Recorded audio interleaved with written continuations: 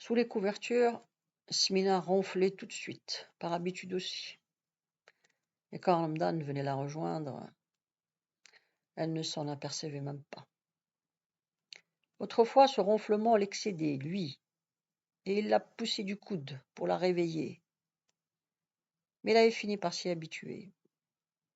Et c'était Smina elle-même que cela réveillait à présent. Il lui arrivait d'ouvrir brusquement les yeux, en plein rêve, et le rêve restait inachevé, lui laissant selon les jours du regret ou de la colère, rarement du plaisir.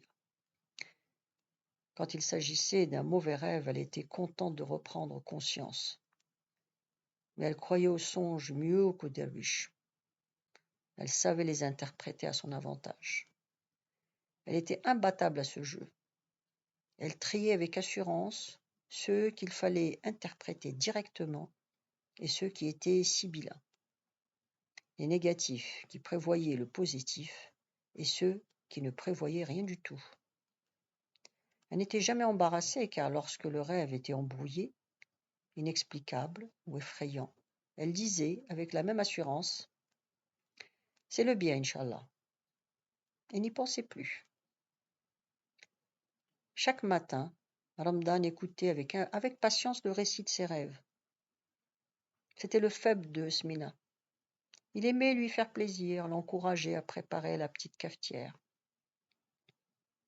En récompense, il recevait sa tasse au lit. Il la humait sans mot dire, les coudes sur l'oreiller, comme un vrai pacha. Quand Smina, pour terminer, disait « Tout cela, Inch'Allah, c'est le bien », il répondait imperturbable « Inch'Allah », et c'était tout.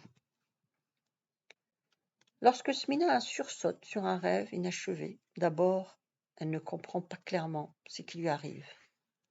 Elle essaie de se rendormir pour le rattraper.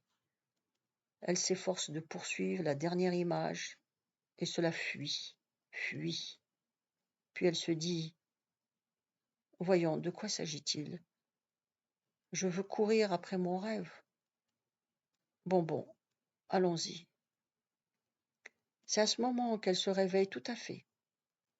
Alors souvent, elle enrage. Tout un morceau de l'avenir lui échappe, qu'elle aurait pu connaître. Elle déteste son ronflement et s'en plaint comme d'une maladie.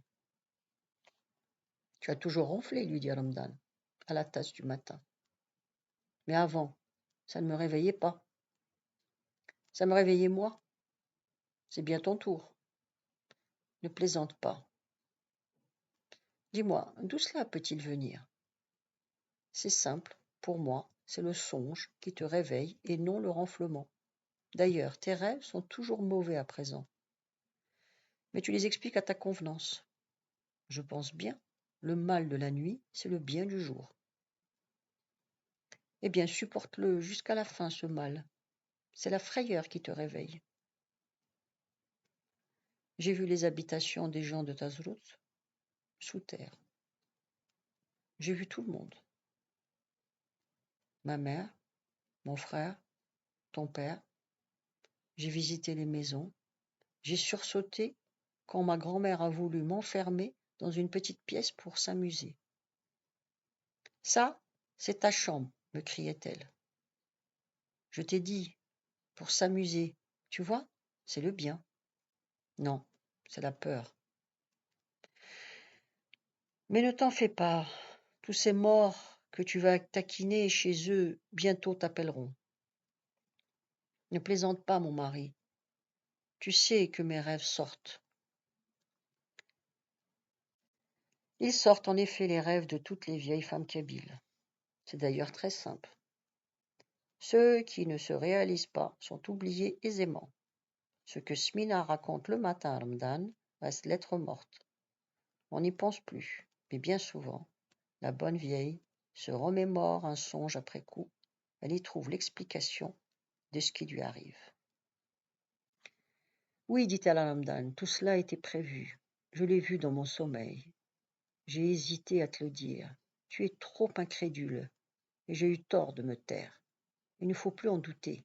Mes rêves sortent. » Depuis quelque temps, elle se dédouble, pour ainsi dire. Il y a la grosse Smina, bonasse, naïve et malicieuse à la fois, dont la candeur et l'aménité ont conquis l'estime apparente de toutes les femmes, parce que toutes au fond la savent pleine de finesse et d'astuce. Et il y a une Smina nocturne, celle qui rêve et qui ronfle. Pendant la nuit, Smina se transforme. Pour commencer, elle ne s'en aperçoit pas. Elle est dans un monde flou et absurde où tout est sensation. Les formes vagues qui l'entourent finissent par l'imprégner, la dissoudre et l'emporter dans un tourbillon. Elle vole, elle plane allègrement pour prendre pied sur une autre terre qui n'a rien de commun avec la nôtre et où elle fait pourtant, sans aucune surprise, les rencontres les plus imprévues. Des morts, des vivants, ceux qu'elle aime ou déteste, des gens qu'elle connaît ou qui lui semblent connaître. Puis le rêve se précise. Est-ce bien un rêve? Elle évolue toujours naïve et malicieuse comme l'autre, mais ses propos sont intenses, insensés, ainsi que son comportement. Elle ne se commande plus. Cependant, elle devine qu'elle déraisonne. Elle se rend compte de son impuissance à ne pas déraisonner, à éviter le ridicule, la gaffe ou la sottise. Elle se dit « heureusement que je rêve ». Et cela continue. Puis elle entend, en spectatrice, son propre renflement. Elle se réveille, plus ou moins vite. Parfois, c'est tout doucement qu'elle se sent revenir, comme les petits avions de papier que lancent les écoliers, et qui se posent à terre délicatement après avoir décrit une gracieuse parabole. Parfois aussi elle rêve qu'on l'étrangle, elle étouffe, elle râle au lieu de ronfler, et ouvre brusquement des yeux affolés de frayeur. Ce n'est pas à ces moments-là, bien sûr, qu'elle essaie de rattraper son rêve. Mais de toute façon, ce rêve, elle le poursuit à l'état de veille. Imagination, travail, et alors elle raisonne, redresse, arrange, introduit de la cohérence. Là où il n'y en avait pas, achève ce qui était ébauché. De sorte qu'au matin, le récit forme un tout complet dont l'évidence saute aux yeux. Et même quand par scrupule, prudence ou manque d'imagination, elle présente un récit inachevé, elle ne laisse en suspens que la réponse à la question, car la question est toujours posée. Les songes de Smina ont tous un sens. Naturellement, il faut que le rêve vaille la peine d'être corrigé. Mais il en vaut toujours la peine, car elle a le choix. Les nuits sont longues. Ses projets et ses espoirs forment un tout qui se réalisera forcément pour assurer le bonheur de sa fille. Seule Shabha en effet la préoccupe. La nuit, Shabha est toujours présente. Elle la voit. Parfois elle croit rêver alors qu'elle imagine simplement. Elle ne saurait dire au juste. Elle y pense trop depuis que madame est enceinte. Pourquoi sa fille ne le serait-elle pas aussi? Et par les soins d'Amr, justement. Ce n'est qu'un vœu. Elle sait qu'elle n'a pas à intervenir auprès de Shabha, qui refuserait, lui cracherait son indignation. Shabha est honnête, comme sa mère. Il ne faut rien hâter, préparer une occasion tout au plus. Elle revoit Kamuma, la fourbe, qui a mesuré son désespoir et deviné son calcul. Oh, Smina, Dieu a ouvert les portes. Réjouis-toi avec nous. Tu es de notre foi. La jalousie n'est pas dans ton cœur. Madame ne s'est pas lavée ce mois-ci. La grande ventouse a opéré. Oui, ma chère, je m'en réjouis. Que Dieu ouvre les portes pour les miens aussi. C'est de lui qu'attendent tous ceux qui n'ont rien. Tu seras heureuse, tout comme moi. Veux-tu que je te dise? Je craignais qu'Amol fût malade. Il n'en est rien. La preuve est faite maintenant. C'est vrai.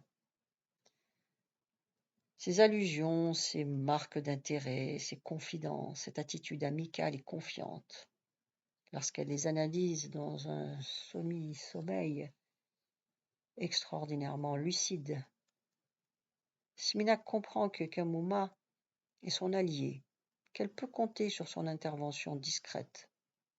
Elles sont tout à fait d'accord.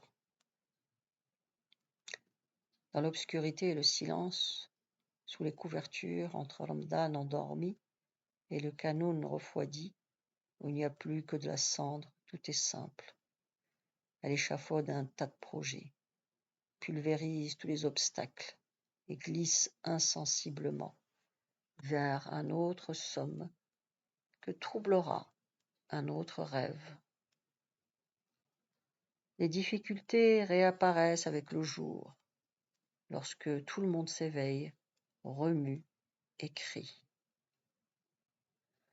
Elle n'est plus alors que la bonne vieille Smina, qui craint le scandale et qui adore sa fille.